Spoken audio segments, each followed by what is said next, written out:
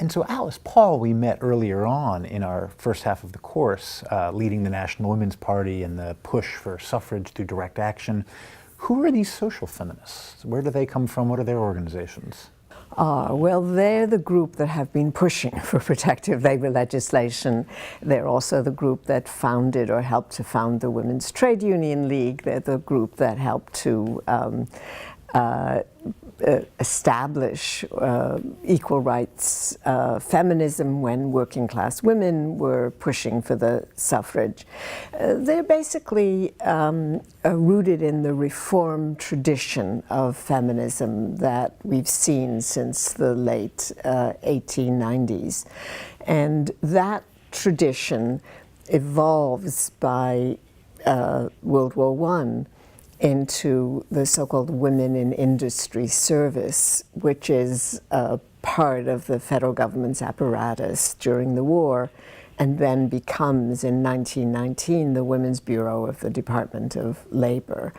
The women around that Women's Bureau, and I'm thinking here of women like Mary Anderson, who chairs the Bureau, Elizabeth Christman, Agnes Nesta, you know, some of them trade unionists, and some of them come out of the working class, but others come out of the reform tradition.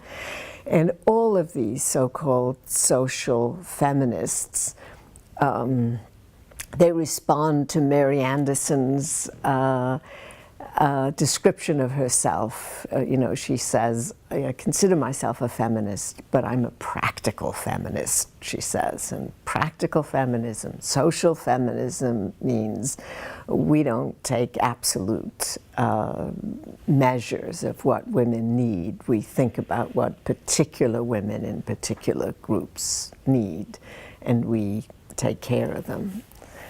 You might think about this if we thought about it in late 20th century terms, we think about this as the so-called difference equality debate.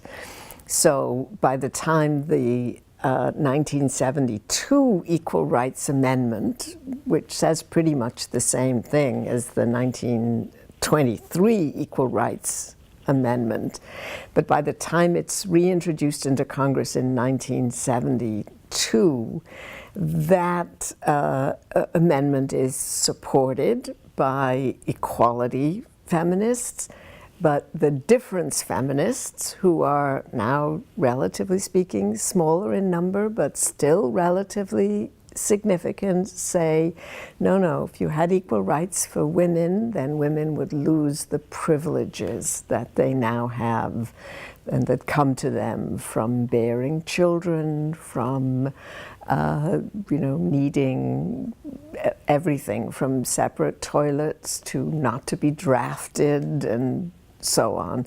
So the argument is an ongoing and continuing argument in the 20th century.